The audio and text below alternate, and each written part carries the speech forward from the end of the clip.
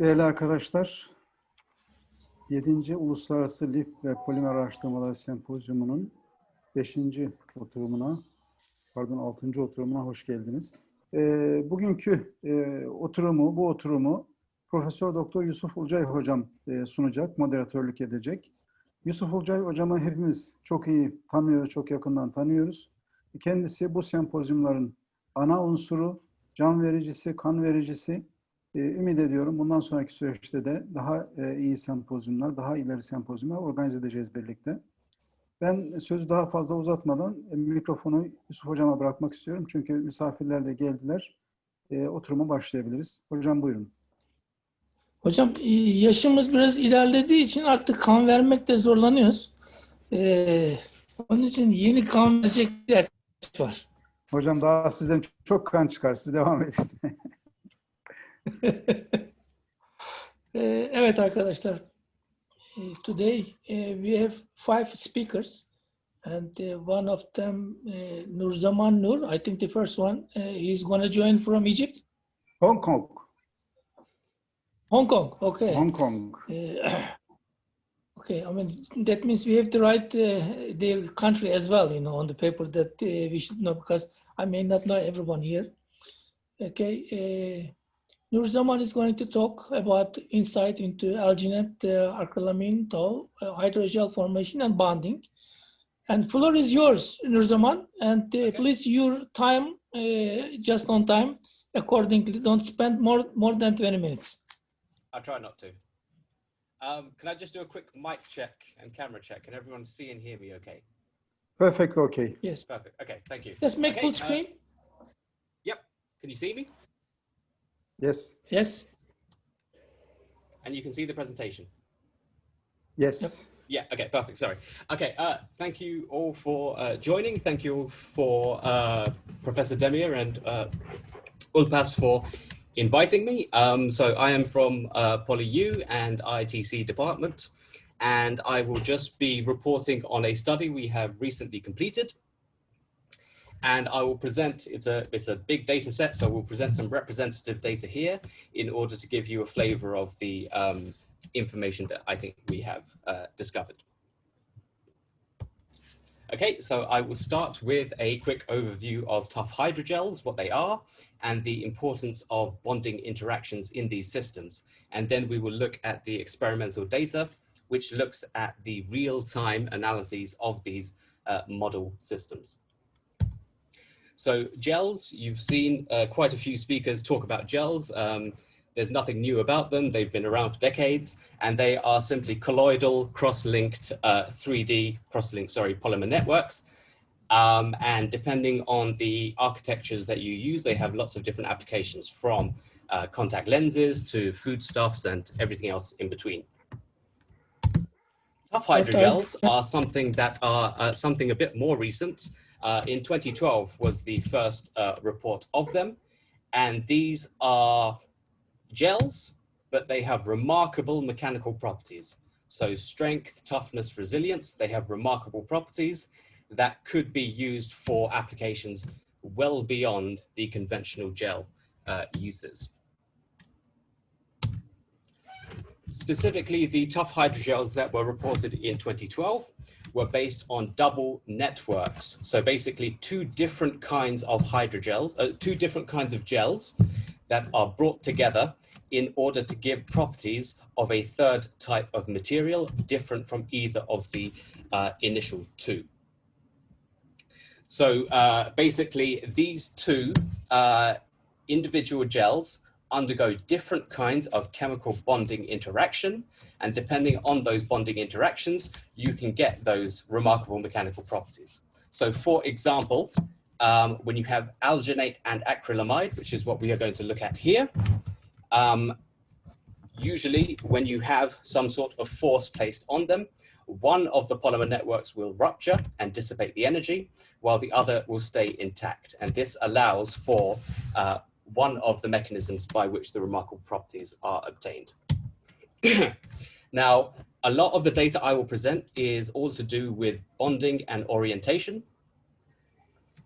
And it may not seem very important, so I just wanted to give an illustration before I move on to our data about why it is important. So even if we look simply at textiles, we can see how glucose and the way it undergoes different kinds of bonding can give rise to massively different physico-mechanical properties.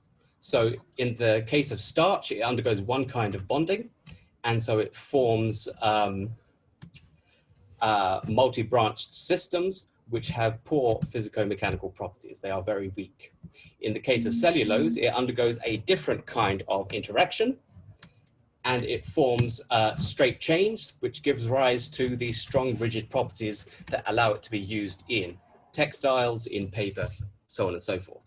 So this illustration should hopefully give you the validation for what comes in later slides.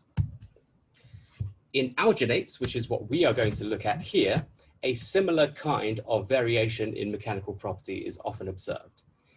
In the case of alginates, one of the kind of bonding interactions that can occur is ionic cross-linking.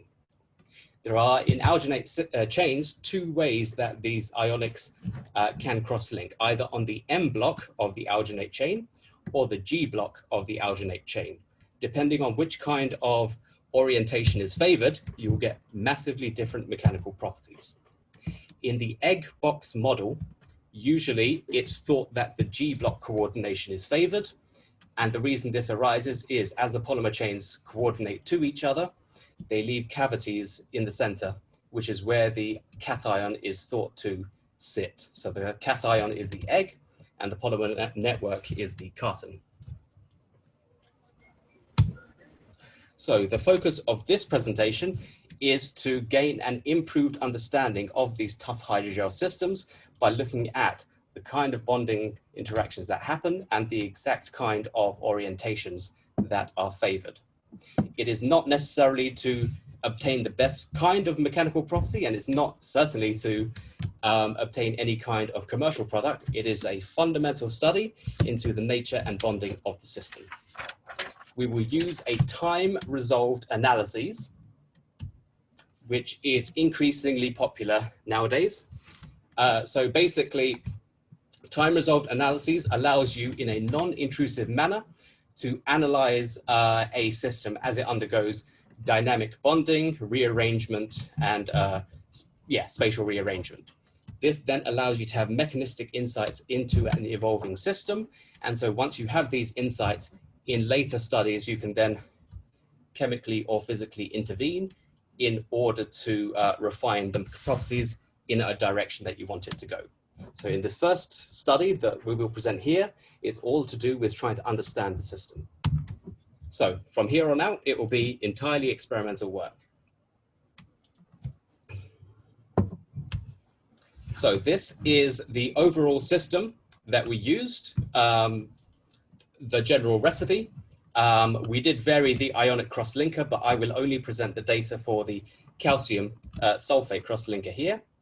As you can see on the right-hand side, this is our schematic of our bonding interactions that we have surmised from the data that I will present to you shortly. You can see that there are lots of different components. You can see that these components have lots of different bonding interactions. We will see how these bonding interactions come forth and evolve over the course of a reaction. So first, let's just look at it visually. It's not going to give you a huge amount of information, but it does allow you to see that there is aggregation as we proceed through a reaction.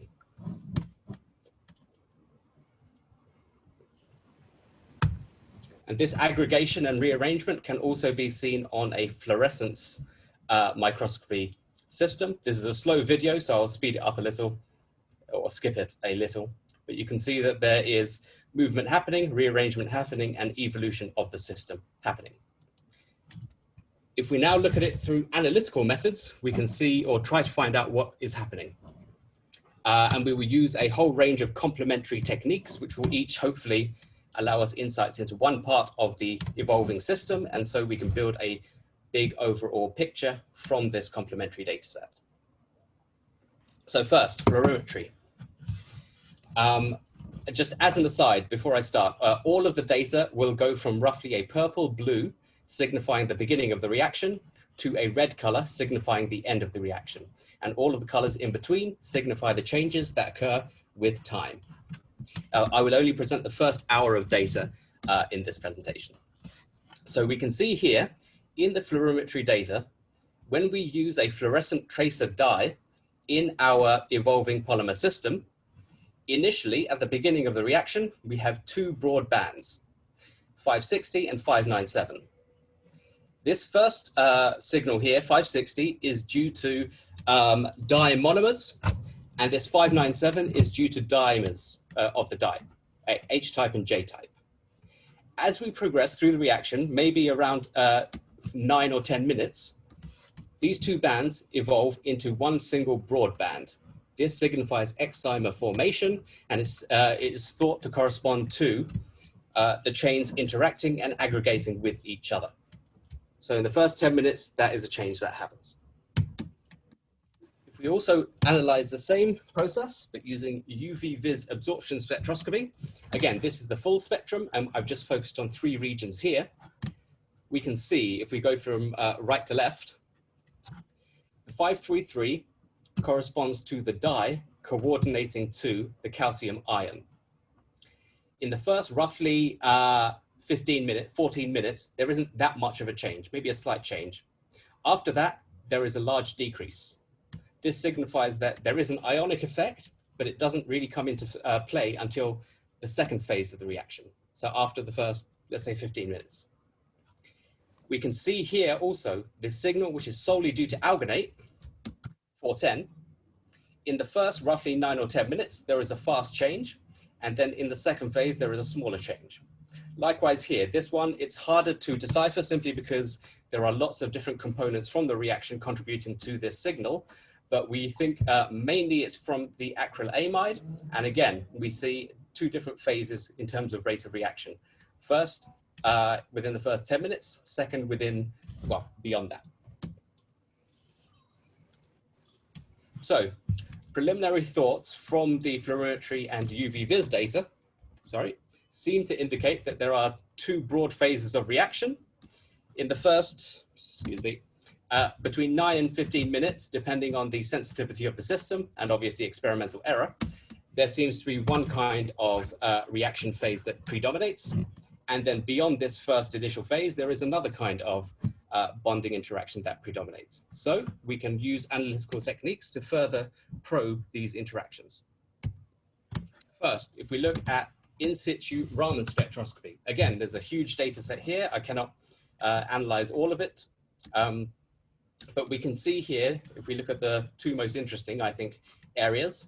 Firstly, we see that there is a clear evolution of a new band, which arises as the system undergoes polymerization and as there is bond saturation of the system during this polymerization process. The second phase relates to calcium coordinated carboxylate groups on the alginate. And we see that there is a variation and a decrease in the system as calcium increasingly coordinates to these functional groups. This is Raman spectroscopy. The same data is roughly, broadly correlated and replicated in FTIR spectroscopy. Again, this is an in situ study. And again, here's the large scale full spectrum, and we have zoomed in on some areas of interest that I will present to you. So again, in the first 10 minutes, the alkyl groups show a significant change, which is when they are undergoing bonding through the unsaturated carbons. And then the next 3 are all related to the calcium, or the ionic cross-linking. The ionic cross-linking, calcium coordinates to the carboxylate groups. Again, there's not much of a change within the first 10 minutes or so, and then the real rapid change happens, and then there is peak fission. At the 1033, another signal that is correlated to metal-oxygen bonds. Again, in the first 10 minutes, not huge changes, maybe slight variations, and then the big change happens, which indicates increasing calcium to oxygen binding. And then this final graph here is related to the M bands. If you remember a couple of slides ago, I talked about M and G coordination in alginates. This is the signal corresponding to M bands, menuronate, and it shows that, again, there is a huge decrease, not huge in the first 10 minutes, but after that, as the calcium coordinates to this functional group. So what can we say about what is happening in this system? We can see from the Raman and the FTIR, there are regions which correspond to M to G band ratios. And across both of these complementary techniques, it's replicated many times from many repeats and across different techniques. We can see that both M and G units are involved in cross-linking, but the Mg decreases, so the rate of M block coordination by our calcium ion is higher than it is to the G, certainly within the first hour. As we get longer term data, so up to a week, we then find only after the M block coordination has been exhausted, does G block coordination become more favorable. So in terms of bonding stage and regimen, we broadly, roughly divide up the reaction into two stages or phases. In the first phase, we have physical entanglements and covalent interactions that predominate. There are some ionic bonding effects, but they are not the main type of bonding. In stage 2, this is where ionic bonding through the calcium coordinating to predominantly the M block initially, and then the G block afterwards, but these factors tend to dominate. It is a combination of these that result in the physico-mechanical properties of the tough hydrogel. And let's look at some of these here. We can see here that, again, this is data taken over the course of a week. We do not have data for 1 hour because it was very difficult to try and get anything. On the top right, you can see the GIF of the gels being tested. So seeing is believing, and you can hopefully see that. So you can see how the as we apply a strain, the stress properties of the gel evolve over the course of a week. In the first 4 hours, the bonding effects are still undergoing major changes, major rearrangements, and you can see in all of these cases, there is a subtle absence of a yield point. This yield point starts to evolve with further curing, and over the course of the week, we then get the maximum properties of our system.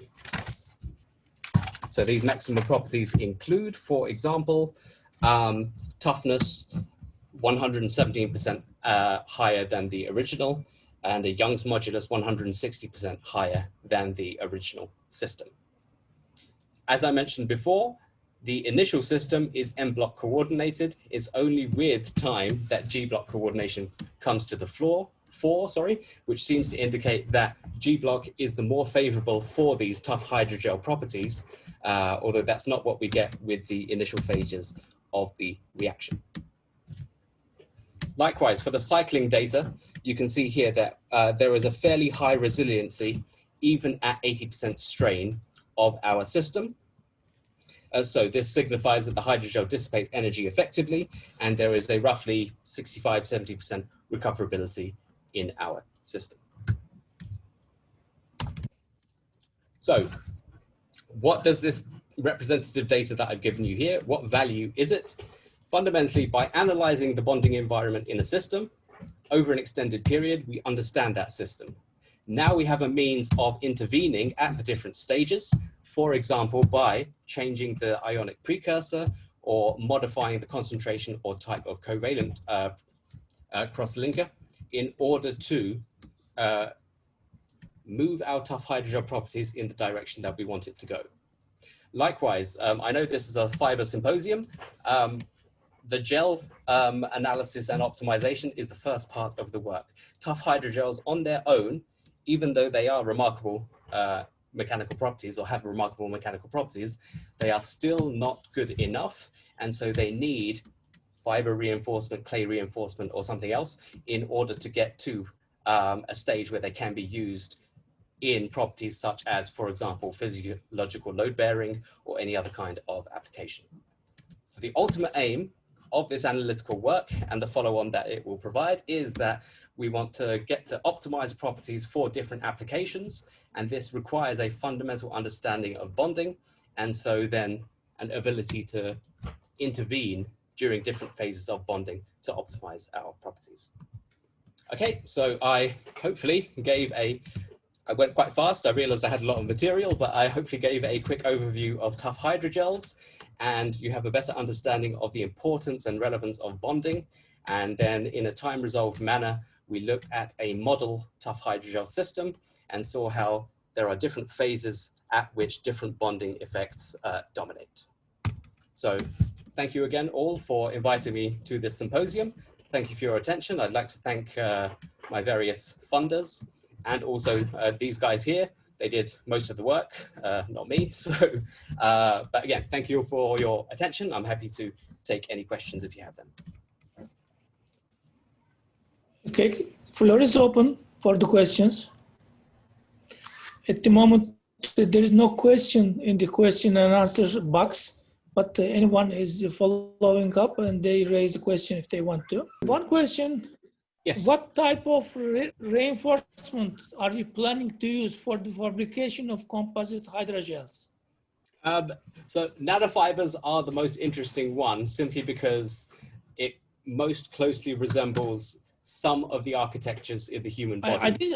I didn't say fiber. Which type of reinforcement are you planning to use for the fabrication of composite hydrogel? Yeah, nanofibers of a certain dimension, because it best replicates the physiology of the human body. What about to use nanocellulose? Yeah. Is it possible? All are possible. The challenge from that is then, once you have a system that is, we have our double network and how do the bonding interactions evolve in that, then you have to see how bonding interactions evolve with the third component. Is there an ideal stage at when to introduce, ideal form, so on and so forth. So there is lots to do in order to get the optimized properties. Have you ever thought about use more than one type of reinforcement in the same matrix material? So not necessarily more than one, but we've tried to look at, or our next phase is looking at different orientations in the same matrix material. So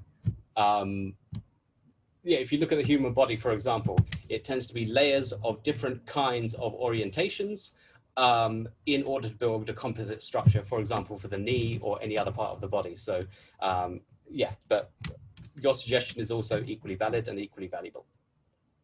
Great, thank you. Thank you. Is there any more question? I think there is no more question, okay. And then thank you. We can share your certificate over computer, but you will receive it by mail. Thank you so much. Thank you again. You're welcome. Thank you for your presentation. Thank you. Our Goodbye. Next speaker. Thank you. Mohammed Javed is, I can see he's already on the screen and he's waiting here for the introduction. Dr. Mohammed are in that session, the second speaker. He's from Malaysia and his topic, food tray by using vacuum bagging technique. Floor is yours, Dr. Mohammed Javed. Okay, Prof, thank you so much.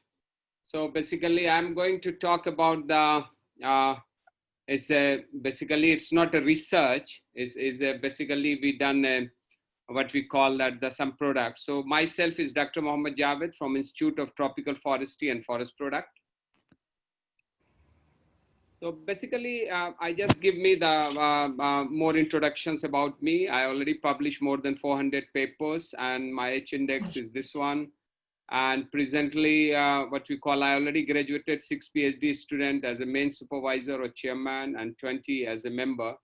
And 6 PhD student is already going on as a main supervisor and also some of that. And beside that, I also publish a lot of edited books and book chapters. This is my research group and it's old photo. It's almost around 2 years. So some of them already graduated and some is still with me. So basically, when we are talking about the packaging, you know, the packaging is a very big market related to because most of the plastic is dominated in the market. And it's a daily life, we are using the packaging material. So if we look at that, all the types of the packaging materials, 37% of the plastic is in packaging product made from the rigid and the flexible plastic. And plastic food packaging is produced and consumed in unsustainable manners.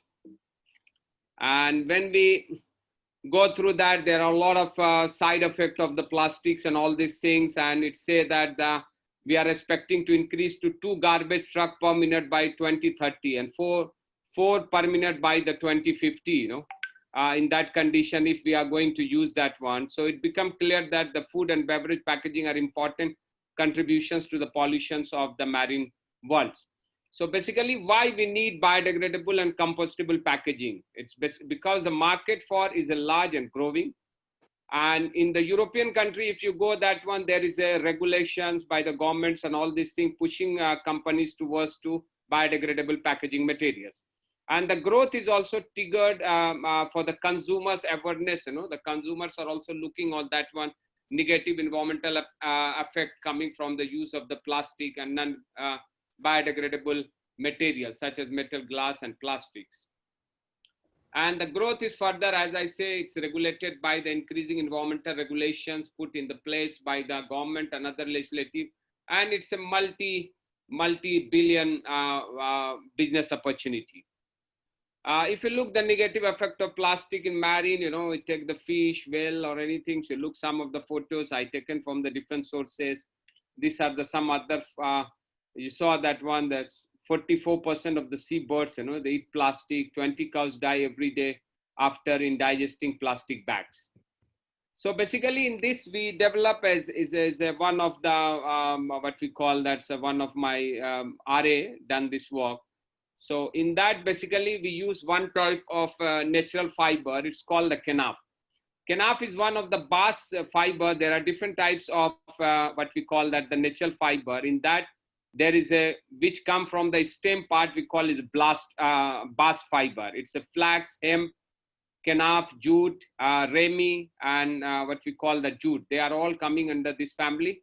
And it's a very good, they have a good cellulose content. When we are taking the cellulose content of this one around 65.7% what we use, you know, and then it can vary because as we know that the natural materials can vary from place to place, the properties. If we take from the one place of Malaysia and then we take from the different place of Malaysia, the properties of the chemical composition is especially vary. So while we take this one, we tested it that and we find out that the cellulose content is the 65.7%.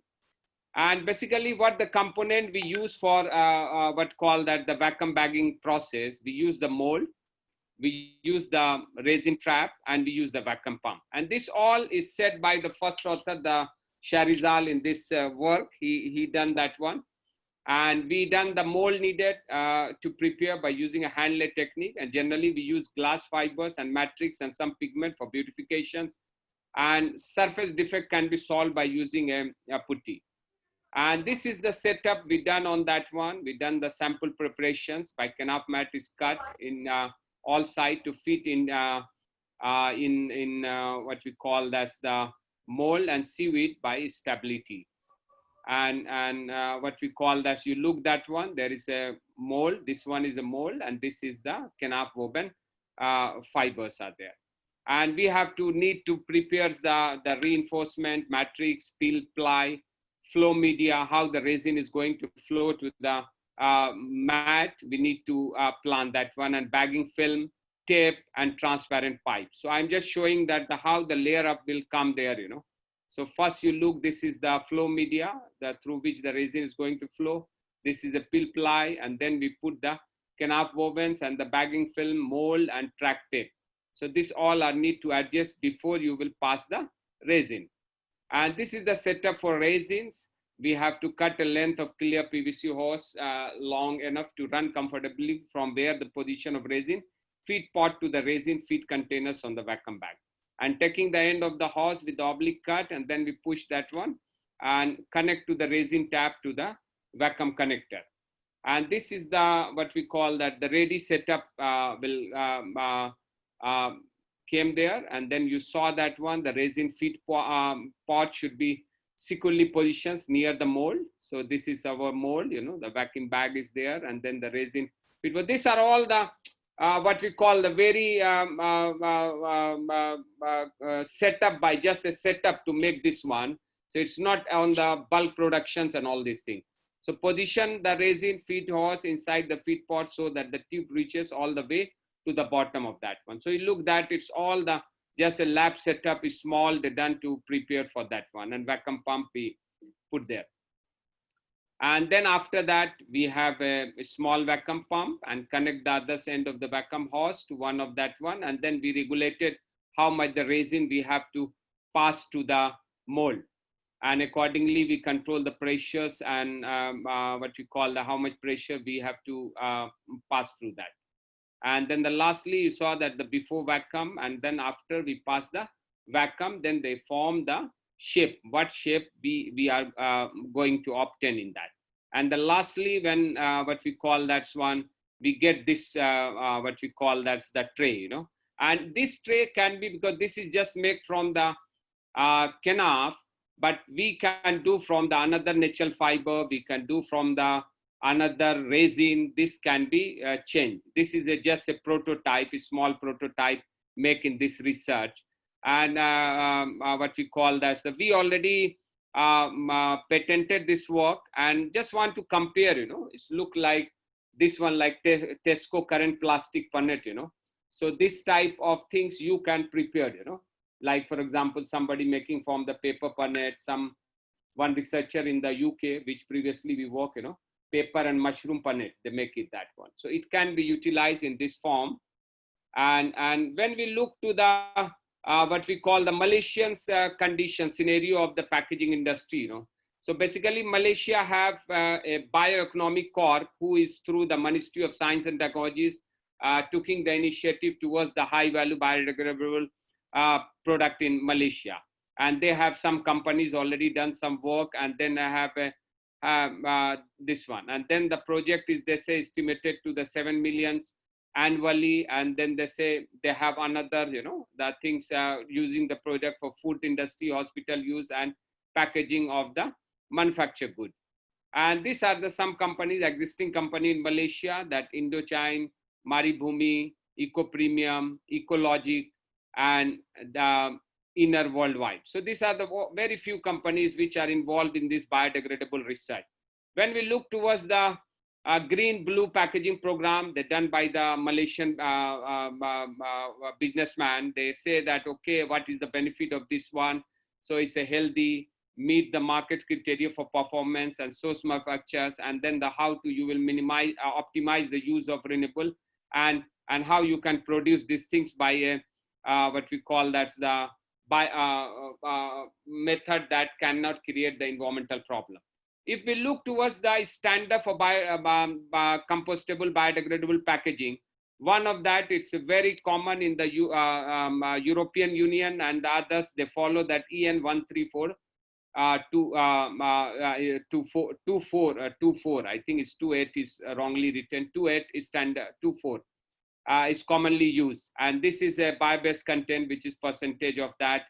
And there are another standard, beside the 13432 standard, there is another standard used by the, and this standard is packaging material, relevant organic component, and naturally biodegradable. And this disintegrate of the packaging material take place in composting process for organic waste. It can be home composting, it can be industrial composting, and no negative effect on the composting process, and the packaging material does not negatively influence the quality of the compost. And there are another standard, it's called the ASTM D6866. It's a US applied this one, and they have the different, like product have to what called the 25% of bio-based content established for many categories, and they have the different labeling according to that one US certified bio-based product. In Italy or European, some of the countries, they are using Vincourt is issuing certificate in Europe for the bio-based content. In this, they have also different type of that. If you look, this type of 1 star, it show between 20% to 40% bio-based. If 2 star, 40 to 50. 3 star, between 60 to 80. If 4 star, it's more than 80% of that material can be composed, can be biodegradable, that materials. And there are another, in Germany, they are using DIN Certo. That one is a logo. In that, they have also on the basis of the 20 to 50%, 50 to 85%, and then they have more than 85%. And there is another, in Malaysia, there is no standards made by the government here, but they are following the European standard or other standard. You can, if you take the certification, you just show to the SIRIM, there is a, what we call the government agency here who give the certifications on that one. So they started one, they call it a global eco labeling network. So this one, they have to test it, or you have a certificate, you can give that certificate, show them the authentic laboratory, then they can accordingly do.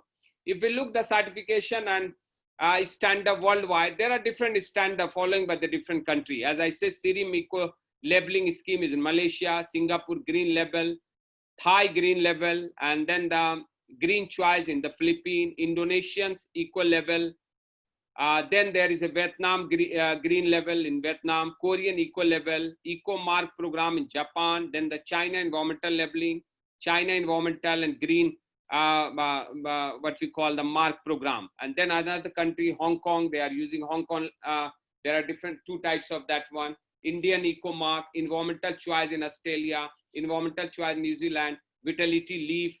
Then there is a, in Ukraine, eco labeling, EU eco label, then the blue angle eco, green product mark, good environmental choice. There are a lot of that one. So I don't find out if in Turkey what they follow, but I just take from the internet sources. It shows that the EN 13432 and WIN code, these two are following very much in the what we call that's in the Turkey.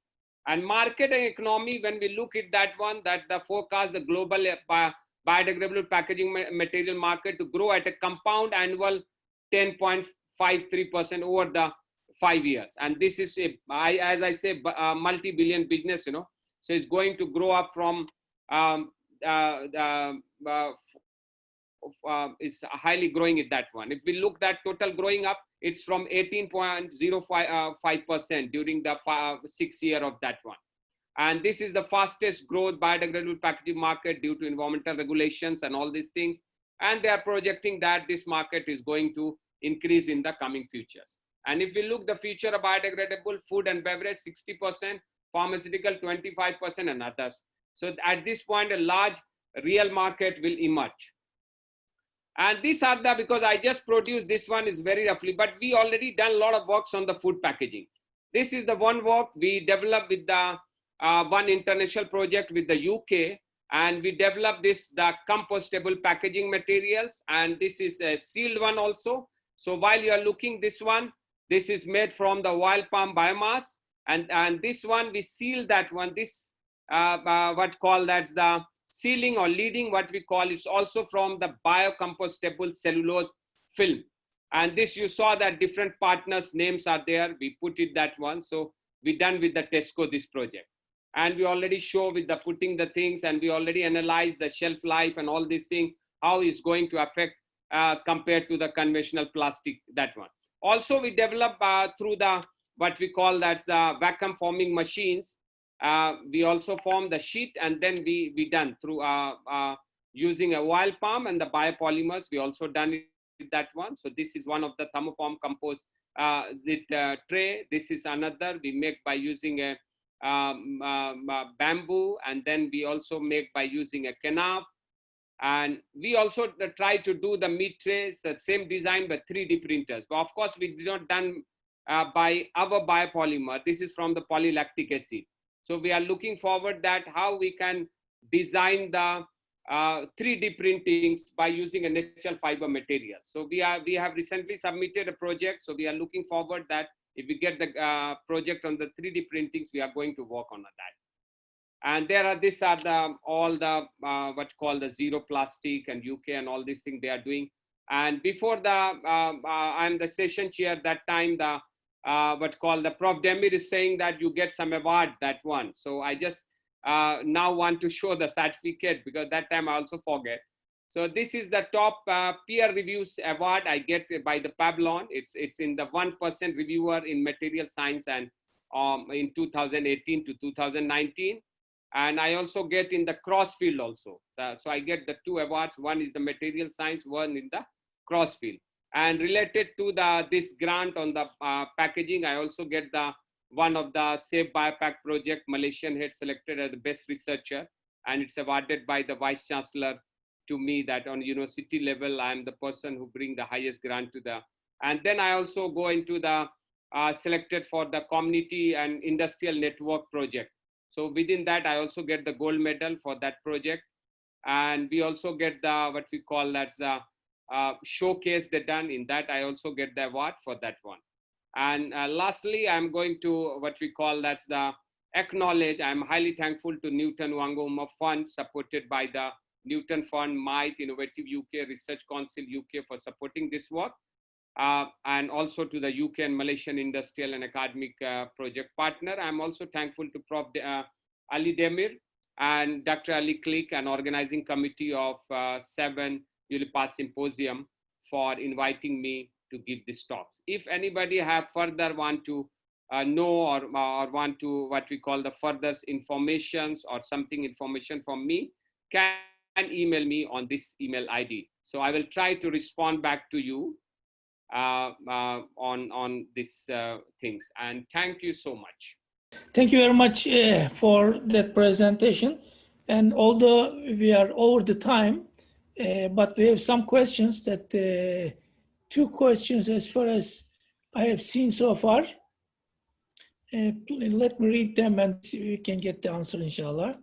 During production of bio-based materials, also using plastic-based vacuum bag, this also causes plastic waste. What is your solution about vacuum bag? Of course, that there is a what called the plastics and others. So we have to use the cellulosic-based plastics and other that can compose. That is the one of the solutions you can do that one. But we also need to look the cost effectiveness and all these things.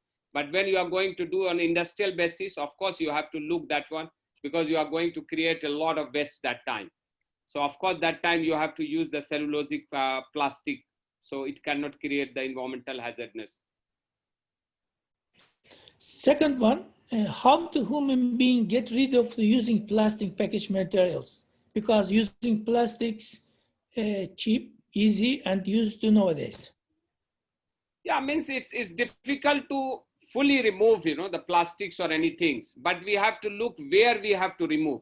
Like, for example, the packaging, as I say, I already went to the UK and we went to different store of the Tesco because the Tesco is the partner. They are looking forward to replace that. But some of they have no alternatives, they have no alternatives. And the industry is already established to make a plastic-based materials, changing into the biodegradable, compostable. The one thing is that no industry going to produce. Another thing, when we are producing that material, the cost effectiveness is coming, like European market, it's okay. But when we are talking on the developing world, even like in Malaysia, if you are selling the plastic in 20 cents, and then you will ask the biocompostable in 40 cents, means 20% or maybe 10% people are agree to pay 40 cents, They say, no, just give the 20 cents, I don't bother about that. It's a plastic or biocompostable or something like that, So this is a awareness, We recently done a survey in the UK Tesco. We put the plastic, we put our one. So 80% people in the UK say our product of compostable is better compared to the plastics, So awareness is there, and if the people are ready to pay, then it can be. But of course, the plastic is 100% it's difficult to remove, Okay. Thank you very much. Thank you for the presentation, and we would like to show your certificate, and you are going to receive by mail. Okay, thank you, Prof. Thank you for chairing the session. Okay, next title, Morphological Thermal Properties of Petrol, Date Palm Fibers, and Dynamic Mechanical Properties as a Reinforcement of Polymer Composites. And Brother Abdul Razak is ready. Floor is yours, Abdul Razak.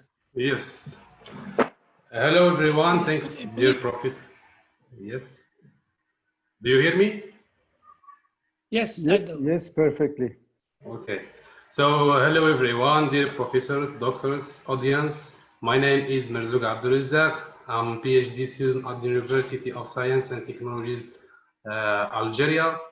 I'm also a member at the Maghreb, Istanbul Technical University. Before start, let me give credits to all ULPAS community for gathering us in this particular time of epidemic. So today I will make a presentation regarding morphological thermal properties of petrol-date palm fibers and its dynamic mechanical properties as a reinforcement of polymer composites. This work is considered one part of my thesis.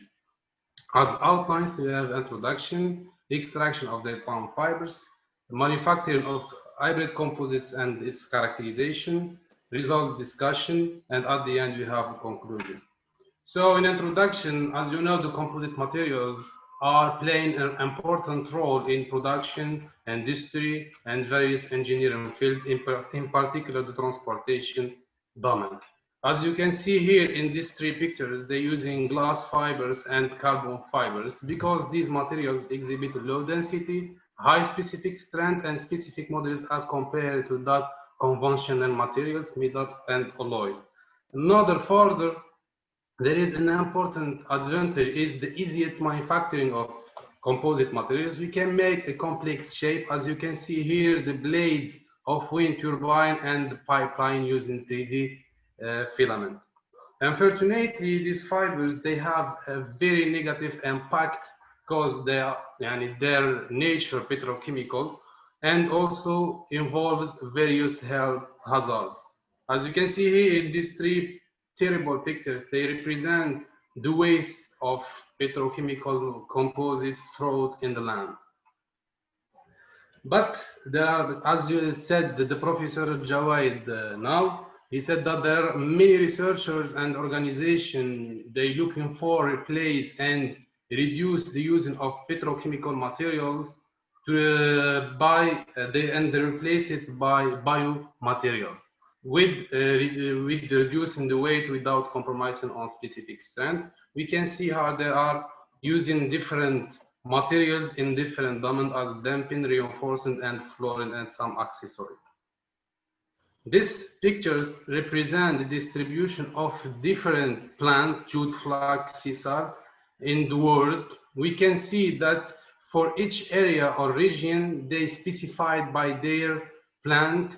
This came out to the climate and the type of land. So in my work, we have selected the date palm trees for many reasons. Let me discuss first about their morphology. It is about 20 meters in height. Its stem is strongly covered by the olive leaf. And then we find on the top the pinnate leaf. This pinnate leaf, it's like natural composite material from the creation. Yeah. So the second reason, we can say that our material, in my country, Algeria, we can find 18 million date palm tree. So it's a big number. It's ranking in the first in Africa. So, this point, it's the important, and from here we start to think about the date palm fibers and valorization this plant. We find more than 250,000 tons by Algeria as waste, and 2 million tons in the worldwide as waste. These pictures represent the date palm waste. So the first part of experiment is the extraction of the date palm fibers. The first stage is brought the wood of date palm from Biskra. It's a southern region, desert, it's oasis. The PDP wood was cut in the longitudinal direction to obtain a long fiber dimension length,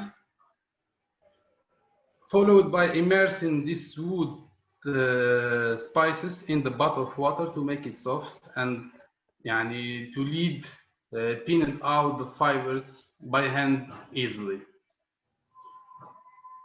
For the materials here, I will take maybe 1 or 2 minutes to discuss about the treatment of the fiber. As you know, the interfacial, it's important parameter to achieve a good composite materials. For this reason, we have chosen sodium hydroxide to treat the surface morphology and to achieve good interfacial between matrix and the fibers. We have used 5% of concentration of NaOH at the room temperature. Then we have immersed the dead palm fibers in bath of that solution for 3 different times, 24, 48, 72. Followed by washing these treated fibers by distilled water to make the pH equal 7. And the last stage was drying this fiber at 15 degrees Celsius for 5 hours to remove the moisture content and evaporation of water. So for experiment carried out, the first analysis was the surface morphology using scanning electronic microscopy at the TIMAG lab, and also thermal stability by thermogravimetric analysis. The second part of experiment is manufacturing of hybrid composites. So the treated fiber by 5% of hydroxide sodium for 48 hours. Then we had cutted the fiber to 60 millimeters to 100 millimeters just for adopted as a matte non-woven. We have also used the glass fibers for hybridization and vinyl ester resin. And if we will look in the literature, we will not find no data discuss about hybridization between dead palm fibers and glass fibers reinforced vinyl ester resin. So configuration and the preparation of hybrid composites, we have produced 4 groups. The first group, pure dead palm fibers. The second and third groups are hybridization between dead palm fibers and glass fibers with different weight amount. And the last group, it was pure glass fibers. And further, the reinforcement ratio was kept at 30%. It's an important point. I think the Professor Jawad in the previous presentation, he was more explaining the VRTM process. But in this case, we have produced just plate structure. The test carried out for the hybrid composites, the first one, it was flexure or 3-point bending. The second one, it's DLTA analysis in these conditions. It was a normalization test, not a random test. Results and discussion. Let's discuss firstly about surface morphologies. We can see here in these 4 pictures the surface morphology of the fibers, raw fibers and treated fibers. That's clearly that the untreated fibers was covered by wax and impurities. After the treatment, the surface morphology was better significantly as compared to untreated by elimination and removing the wax.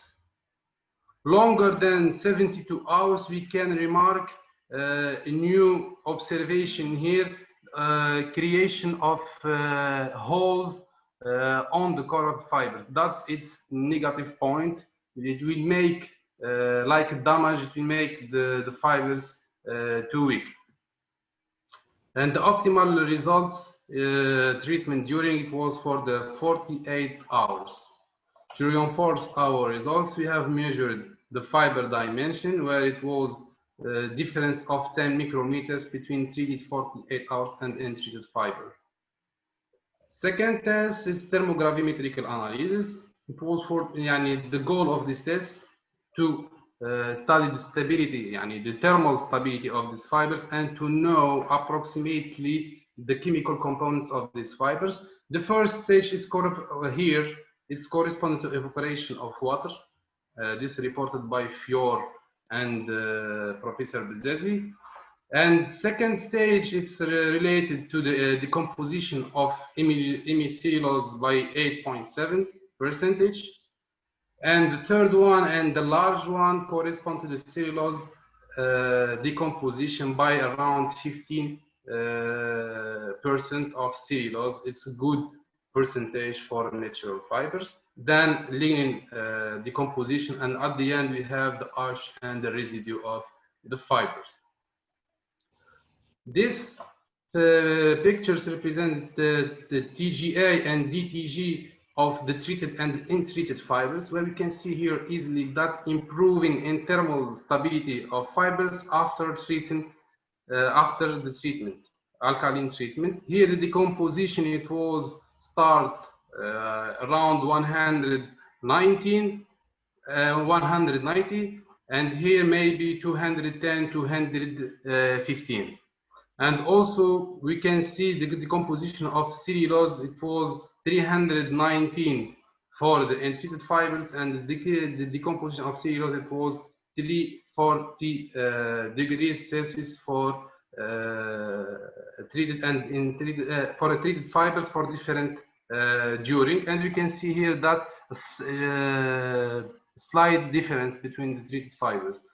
I see you maybe remark that I discussed a lot about the cellulose, because the cellulose is the important component to ensure the rigidity of the fibers. Now we can discuss about the hybrid composite materials. The curves represent the strain stress curves of flexural strength. It was observed that the Young modulus and strength was proportional with the adding of glass fibers. This is due to the good and high mechanical characterization of the unit fiber of glass fiber. This table resume all, if we will discuss, transfer these curves in table. For example, here in this case of pure date palm fiber composite, it was 60 megapascal, and it's acceptable result as compared to another research in the literature. We can see here after incorporation date palm fibers and glass fibers, a larger difference in strength, flexure strength between first group and second group and third group. The highest strength, it was correspond to the pure glass fiber.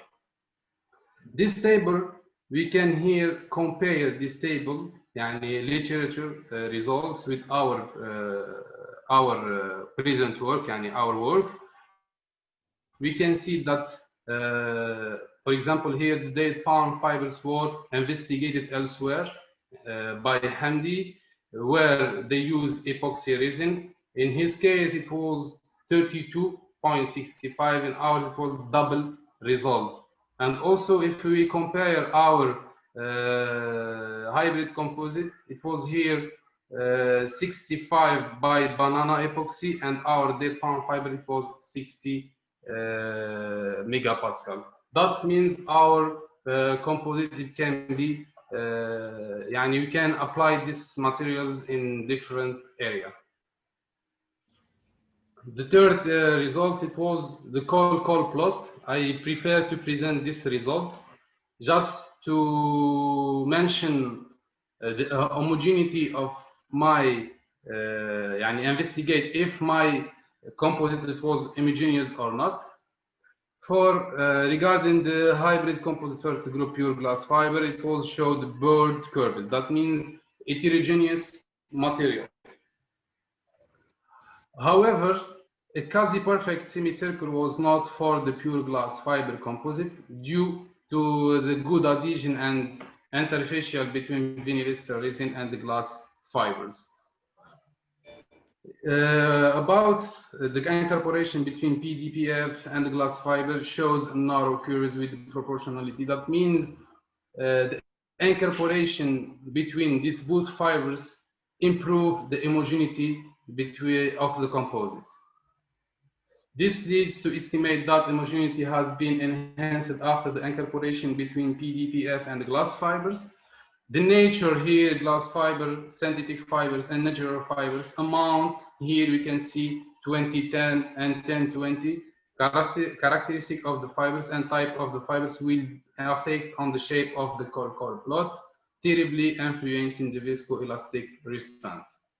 Conclusion, the alkaline treatment led to elimination of impurities resulting in rough fiber surface and improved the fiber matrix interface. The optimum results were obtained after 5% concentration hydroxide sodium treatment for 48 hours. The thermal stability of PDPF has improved significantly after alkaline treatment, where it leads to select this fiber as reinforcement. The flexure test proved that the contribution of natural fibers is very advantageous by hybridization. We know that the increase in glass fibers improves the young modulus and the flexure stand. The dynamic mechanical analysis plot leads to the authors to know that the quasi-homogeneity of hybrid prepared based on density, biodegradability, and low-cost PDPF might be used as outstanding alternative for secondary structure application in automotive and boats. This is my references.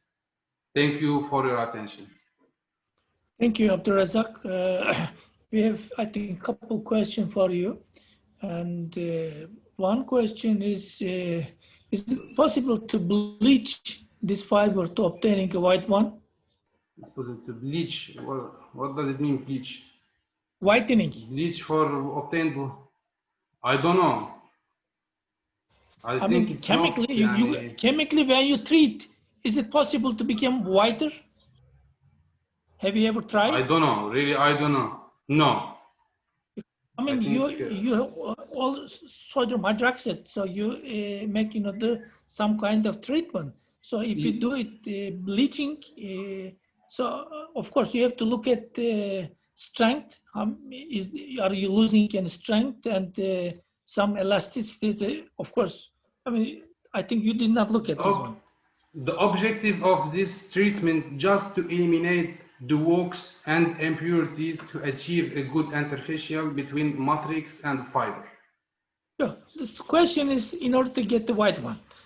Probably a person who asked this question probably is the second. I mean, if I was going to be asked this question, I was going to ask, is it dyeable?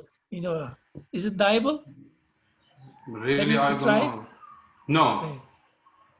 Okay. Because it's not this my objective, in fact. Okay. Where do you want to plan to use this fiber? A lot of places in the automobile, like as you see here, you can see in this image, for example, they use the flax and epoxy as damper material. And if we will, in other results of I didn't make it, they shows the damping as a good damping material. They have good properties as a damping material. In my backyard, I have a palm, so I will cut them. I will try myself. Okay. Thanks a lot. Okay, thank you very much, and we will show your certificate, and you will receive by mail later on. Okay, many thanks and best wishes for you all. Thank you for contribution. Yeah. Yusuf Hocam, burası bir ticari platform değildi. Dikkatinizi çekerim. Hocam komisyon veririz yani. Peki, o zaman olur. Thank you. Okay, thank you very much, Abdulrazak. Eyvallah, çok teşekkür ederim. Eyvallah. Okay. Okay. Next speaker, Celine, I think is ready, is waiting. And yes. You're ready, Celine? Yes, I am ready. Effect of expandable graphite and graphene additives on thermal conductivity polyamide 6 composites. Yes. Your Celine. Okay. My name is Celine, as you said.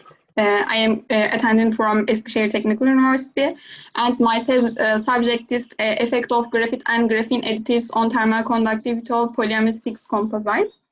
Actually, I want to talk about the introduction. I want to do an introduction. There are many strategies to increase the thermal conductivity of polymer, but currently the most efficient and reliable way is to add fillers with a high thermal conductivity into the polymer matrix. Adding fillers to polymer cannot always provide a large increasing the thermal conductivity. This is because filler type is not the only factor affecting the conductivity increasing. In the most filler need a large filler load, but filler load increases by weight, the thermal conductivity increase with a small slope. Then the other subject is aim of this study, why we did this. The effect of the nano-size additives of the polyamide 6 polymer, such as expandable graphite and multi-layered graphene, produced from expandable graphite by a scalable and cost-effective method, liquid fast exfoliation on thermal conductivity by using thermal analysis. What's my contents? Raw materials, production method of graphene from graphite, experimental procedure, result and discussion, and future works and reference. Firstly, I have two main raw materials. One of them is polyamide 6 materials. This image of the polyamide 6, and this is the formulation of polyamide 6 material. Polyamides have 0.25 watt per meter Kelvin thermal conductivity, and this is the melting degree is 260 Celsius. And my other raw materials is expandable graphite. This is the image of the expandable graphite, and this is the structure of the graphite. Due to layered structure of the expandable graphite, atoms or small molecules can introduce carbon layers. During this process, so-called expandable graphite is produced. Generally, sulfur or nitrogen compounds are used as intercalation agents. Under the effect of heat, the layers separate like an accordion. This is our image of the expandable graphite, and 300 micrometer of the diameter, and thermal conductivity of graphite generally 3.55 watts per meter Kelvin.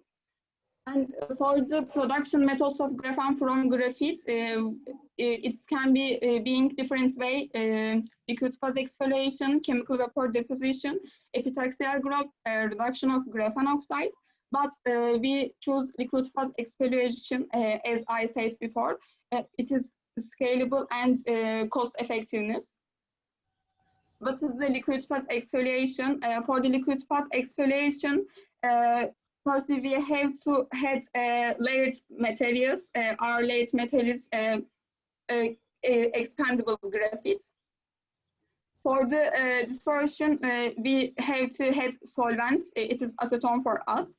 And for the dispersion, ultrasonication, and dispersion after ultracentrifugation for the having for the production more homogeneous materials. For the experimental procedures, we firstly produce expandable graphite from the expanded graphite. For this, we measured the expandable graphite and put into the crucible.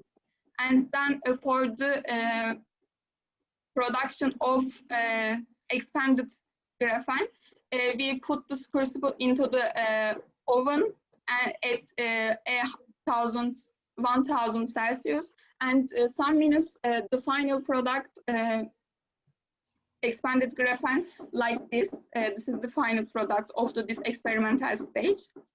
And there are other experimental procedure, production from expanded graphite, multi-layered graphene from the expanded graphite. For this stage, we use liquid phase exfoliation. For this, we measured our expanded graphite and put into the bottle with screw cup. Then we adding the acetone, and we put into the water bath some hours, and after some hours it looks like this into the bottle. Then for the more dispersion, we used ultrasonic liquid processor.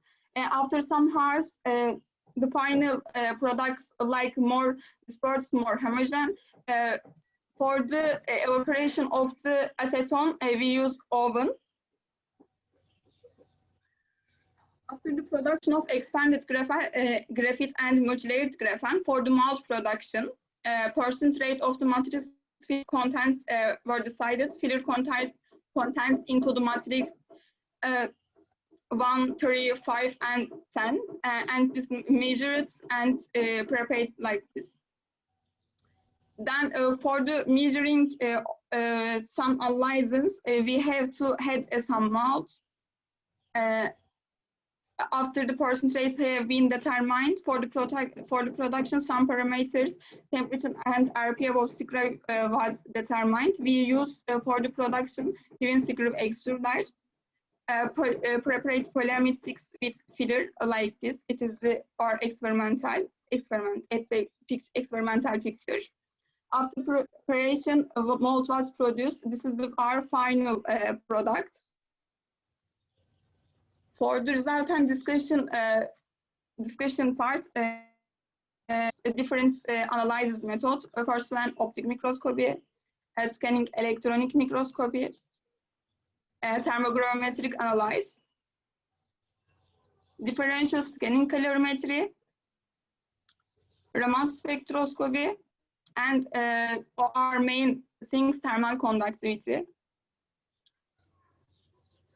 My first result is Raman spectroscopy. This graph is represent expandable graphite, and this graph is multilayered graphene. For the Raman spectroscopy, we did Raman spectroscopy because for the understanding our graphite layered or single layered. And this is the 3-peak D, and 2D.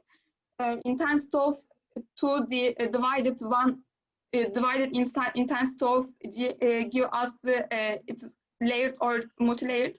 We actually it is important to multilayered graphene for us. Result is 0.54, and it give us our materials is multilayered. If it's higher than 2, it is the single layer, but if it is between the 1 or 2, it is double layers, but our material is multi-layered, so we call this multi-layered graphene.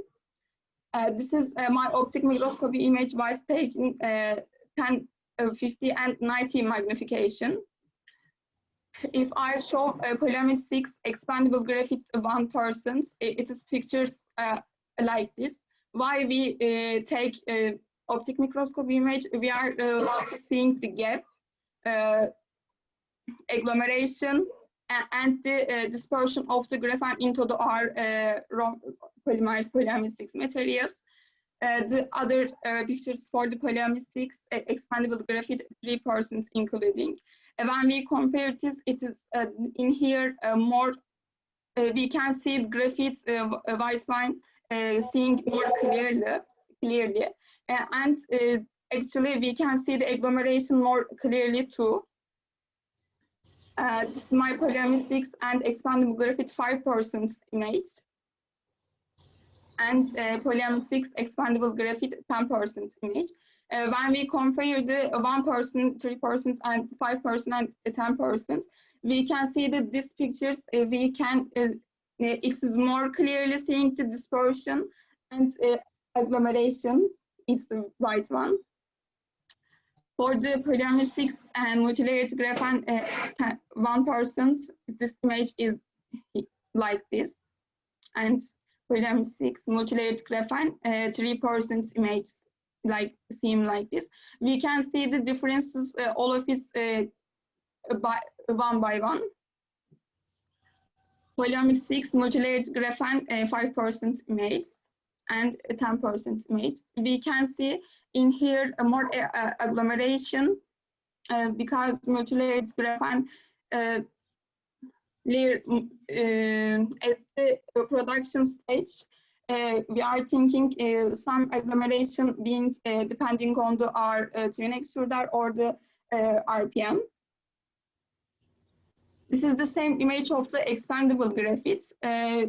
As I said before, our diameter is 300 micrometer, and we can see this is clearly, and we don't see a ghost image in a ghost layer in here. And it is the these pictures can say that our raw materials not graphene, it is graphite, because the not layered, it is multi-layered pictures. And expanded graphite, like an accordion, it is the our pictures of expanded graphite. Then when I came to thermogrametric analysis, it is for the expanded graphite. When we compared these things, when we add the graphites in the pure materials, we can see the degradation degrees being higher in here, and in here 10% more lower than others. It can be it's probably beat one. It can be done for the agglomeration reason of this,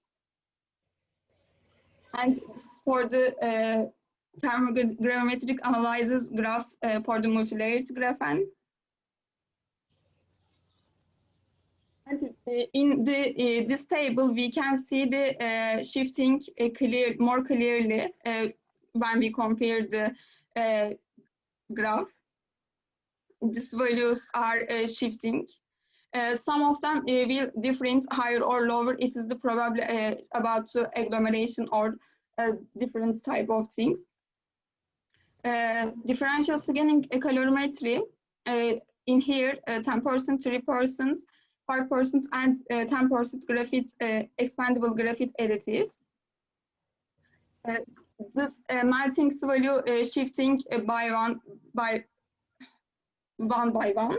Our raw materials polyamide 6 melting points higher than 260 Celsius.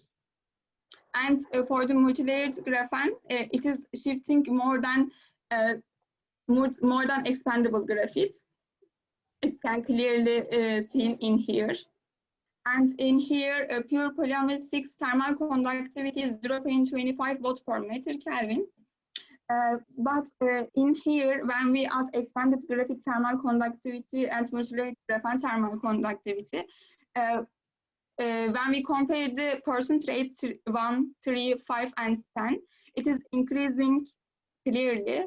But and state when filler contents is increasing, thermal conductivity of the final products is increasing. But when we compare 10% in here, as I expected, multi-layered graphene thermal conductivity is higher than expandable graphite thermal conductivity.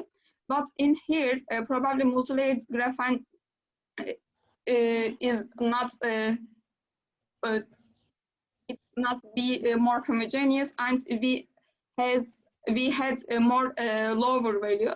It's the graph of this result and seen in clearly. But this table gives us the percentage increasing of expandable graphite, and the differences seen more clearly in here. And 10% expandable graphite values is 104.8, but for the multi-layered graphene 65.8, and this graphic is given clearly. But whatever we in here we did the increasing thermal conductivity of our materials. Then I want to talk about the future works. The distribution of additives in polyamide 6 matrix will also be analyzed by scanning electron microscopy. The thermal conductivity values will be further increasing by producing graphene nanoparticles with less layers and quality. The effect of expandable graphite and graphite nanoplates additives based on the mechanical property of composite will be examined. After the determined mechanical properties, the doped polyamide 6 will be transformed into the iron form and used to improve the mechanical and thermal properties of polymer matrix composites. This is my reference, and thanks for the listening me. Okay, thank you, Selin. Is there any question? Ali, do you have a question? I may ask a question. Selin, Please do so. You are using this expandable graphene. What is the ultimate purpose of using this? Because when it is expanded, it takes more volume in the space. Türkçe olarak cevap vereyim. Bizim elimizdeki malzemeyle biz bu şekilde yaptık. Grafitin, çünkü grafitin termal iletkenliği çok yüksekti ve biz az bir miktar da eklemiş olsak, çünkü normalde literatürde 30 ile 60 arasında yüzde olarak eklenmesi gerekiyordu bazı malzemelerin. Ama biz %1'de diğer malzemelerin 30 veya 60 ile eklendiği değerleri elde etmeye çalıştık. Ve bizim değerlerimize göre de biz bunu bir kısmında olsa elde etmiş görünüyoruz. Çünkü biz mesela burada %1 de eklemiş olsak termal iletkenliğini 0.11 olarak arttırdık. Ama normalde bunun literatürde çok daha fazla değerler ekleyerek farklı malzemeleri elde etmişler. Onun için biz grafit kullandık. Termal iletkenlikten kastımız ısı iletkenliği değil mi? Evet. Zaten wattmetre bir Kelvin dedi. Yani şimdi ben bundan bir lif yapıp kumaş yapmayı hedeflediğimde ne kazanacağım? Sıcağı daha fazla geçireyim. Şekilde bu zaten en sonda yazdığım gibi TÜBİTAK projesinin bir kısmıydı. Bu yani gerisi hakkında benim çok bir bilgi vermem çok doğru olmaz ama dikerek termal iletkenliği daha çok yaymayı amaçlıyoruz. O şekilde. Bu sadece projenin bir kısmıydı. Ben size orayı paylaştım. Teşekkür ederim. Teşekkür ederim. That's the top secret. Yes. Peki teşekkür ederiz Selin. Ben teşekkür ederim. Sertifikanı şimdilik ekrandan gösterelim. Sonra postayla göndeririz. Tamamdır. Çok teşekkürler. Teşekkür ederim. Biz teşekkür ederiz katılımın için. Aydın Doğan Hoca'ya selamlarımı söyle. Tamam hocam. Evet. Şimdi son konuşmacımız tanıdık biri. Fatih Süvari. Fatih, development of an image analysis based pore ratio measurement system of lightweight nonwovens. You're going to make it in Turkish or English, I don't know. Floor is yours. Okay, thank you. Do you hear me? I can. Yes, I can. Okay. Hello, I'm Fatih Suvari from Bursa Uludağ University, Textile Engineering Department. I am going to present pore ratio measurement system for lightweight nonwovens. The objective of this study is to design a measurement system that can objectively measure the total pore ratio of nonwovens. We selected image analysis system in this study because we want to get practical and rapid results compared to the existing pore measurement systems. One of the most important pore size measurement system today is a capillary flow porometer. In that system, a wetting liquid with a very low surface tension is used to fill the pores of the specimens. After wetting, we put the specimen to the device. Then air pressure is applied from the device in small incremental steps to force out the wetting liquid. In this system, larger pores require a lower pressure, while liquid in the smallest pore requires higher pressure. So pore size is detected by sensing the flow through the pore. So there are some steps in this system, and it takes some time to get results. If you use them, it takes some 10 or 15 minutes to get the results. So in our study, we plan to get rapid and practical results. As you know, nonwovens consist of thin fibers and small air volumes surrounding these fibers. Although they have only pores and fibers, their fiber network geometry is complex. The amount of fiber and air is important because it affects many properties of nonwovens, such as mechanical, filtration, and acoustic performances. For example, if your material is more fibrous, then probably you will get more strength from your material. For filtration, for example, if your pores are smaller, then you will have a chance to block smaller particles. For the acoustic performances, for example, again, if your material is more fibrous, then you will have more fiber surface to interact with the sound wave, for example. So the amount of fiber and air is important. In this study, a pore ratio measurement system using image processing techniques has been developed to obtain practical and rapid results. Let's talk about the experimental part. We tested 9 different nonwovens.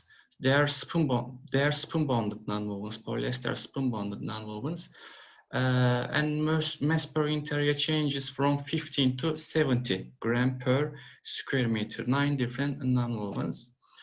We measured the mass per unit area according to the related standard, and also we measured the air permeability to obtain information about the porous structure. The air permeability test is important for us because we have a chance to compare the results, the air permeability results, with the pore size results.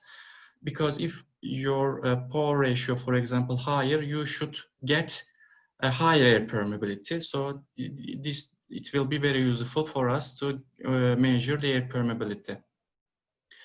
Let's talk about the developed measurement method. The images of the nonwoven surfaces of different weights were taken from 2 different regions by using a light microscope. Then these images were transferred to the computer. A computer program was written in a MATLAB software to calculate the ratio of the total pore area to the whole fabric area on the fabric image, which we call pore ratio in this study. The computer program performs some calculations using the image processing techniques in the order given below. First of all, the nonwoven surface image is converted into the gray color tones, and then the image is transformed into a numerical matrix. As you see here, we have a gray tones, we have an image with gray tones, and then we transformed it to numerical matrix, having values ranging from 0 to 255. Here we need numbers for computer because, you know, computer can deal with only numbers at the background. So we have to transform the image to the numbers.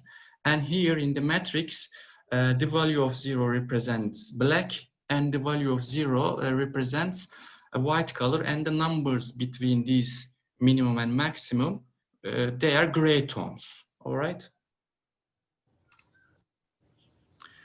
After that, thresholding operation is performed. This operation is one of the well-known image processing methods. This thresholding divides image into 2 parts, let's say into 2 groups.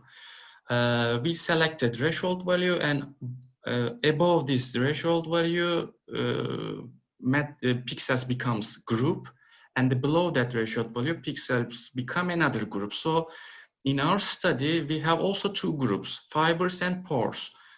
So in our case, this thresholding operation is useful for us, suitable for our study, for our case.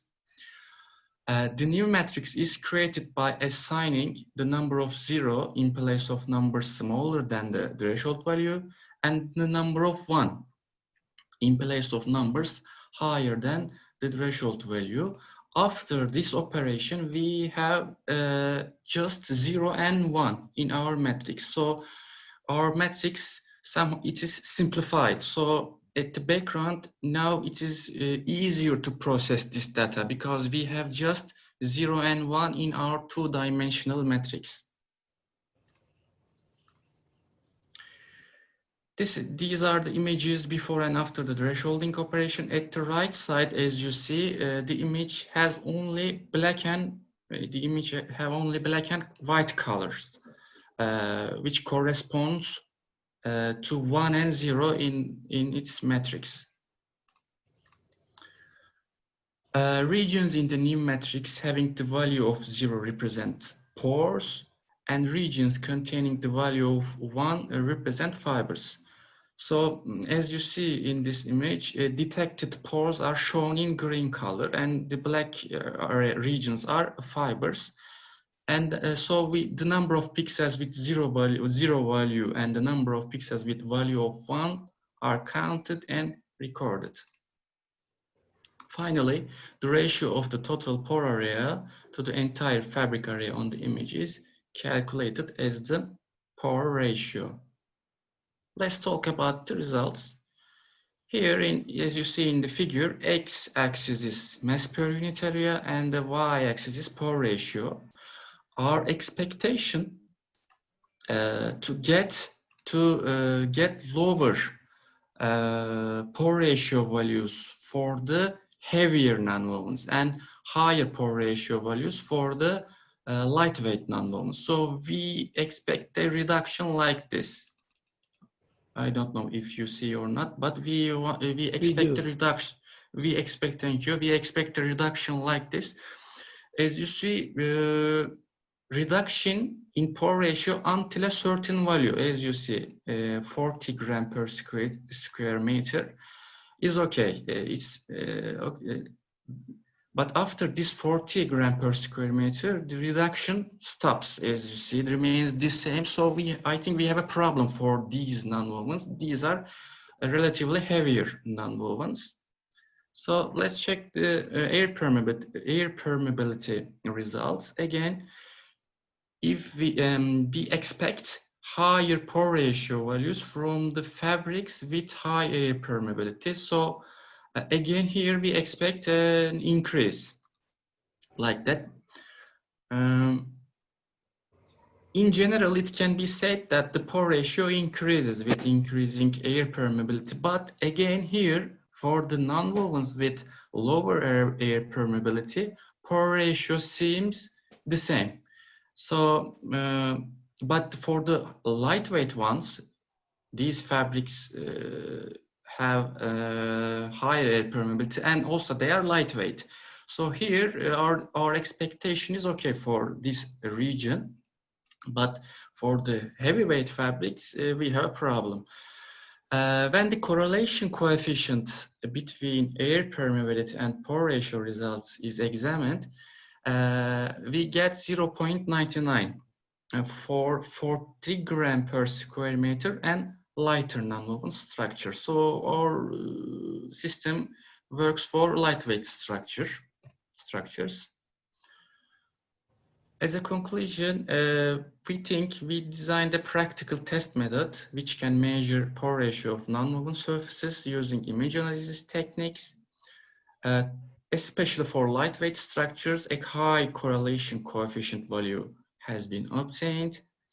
A fast and practical method has been developed because, you know, you put the sample under the microscope and you just press the run button on the program, and immediately or in several seconds you get the results. So this system is very practical, but it's for only for lightweight structures.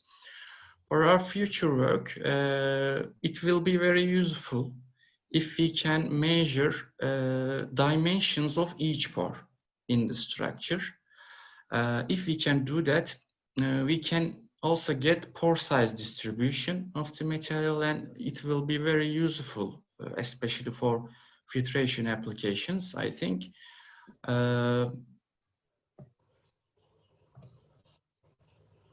Okay, thank you very much. We thank you for the presentation. And before the audience is going to ask a question, let me ask one question if you don't mind. What about importance of distribution of pores? Have you measured it?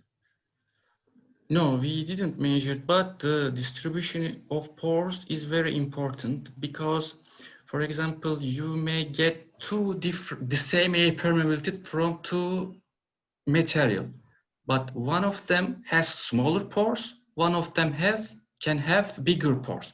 There, you can get the same air permeability, but their pore sizes can be different. So, for example, if you use very thin fibers, you may get higher air permeability, but your the diameters of the pores can be very, small. Okay, that's why pore size distribution is very important. Hocam ben bir soru sorabilir miyim? Of course. Fatih, thank you very much for this presentation. It's really nice small equipment you are trying to develop by utilizing a light microscope and a computer program. I wonder if you start with the SEM picture of the nonwoven, would you get better results? That may not be economical, practical, but Professor Demir, when you put your sample under the SEM microscope, you will get very big picture in terms of pores. You will get only one, for example, several pores. But if you put your material into the light microscope, you will get a bigger area. So you will have a chance to measure all fabric because you will have a more area. So it will be more accurate results, I think. Okay. Thank you very much. Okay, is there any more question? There was a question on the. There is nothing written in the question asked. On the chat. If somebody write in the chat, I don't know. Aslı Girgin asks, nonwoven resmi alınırken ışık nasıl standartize ediliyor? The usefulness of this study is here because you don't need to standardize the light. It can work in any condition, I think, because, depending on the values, illumination values that the program detect, it gives a decision to select the threshold value. So it's independent to the amount of light. Of course, there should be a little bit of, there should be a light to, get the image, but this is the advantage of this instrument, I think. You mean sunlight, tungsten light, and different type of light may affect or not? We didn't try them, but I don't think it will affect because you have black and white color, so these illumination systems will not change the color white or black. I don't think. Do you wish to calibrate your system using some woven fabric or knitted fabric or some definitive pores geometries? Actually, Professor Demir, we tried on woven fabrics. It really works great. I see. Okay. If there is no more question, and I will close the session. Before we close the session, we would like to show your certification, not to hand it out yet, but you will get through by email. Thank you, Fatih, joining and presenting this nice paper. You may take the picture if you want to. I think this session is over, sir. Hocam ben de size teşekkür edeyim. Sizin sertifikanızı ekrana yansıtarak. Okay, ben hemen sen onu durun. Ben onun resmini çekeyim, belki göndermezsiniz falan. Göndeririz, hemen göndereceğiz. Hem sempozyuma hem bu oturuma verdiğiniz katkılardan dolayı çok teşekkür ediyoruz. Aynı zamanda size destek olan Fatma Demirci'ye de teşekkür ediyoruz. Değerli arkadaşlar, 6. oturumun sonuna geldik. Son oturumumuz 4.30'da, 16.30'da başlayacak. 16.30'a kadar bir ara vereceğiz. Çay kahve ikram edemiyoruz ama herkes kendi mekanında çay kahve alabilir. 4.30'da buluşmak üzere diyoruz. Hoşça kalın. Evet, teşekkür ederiz.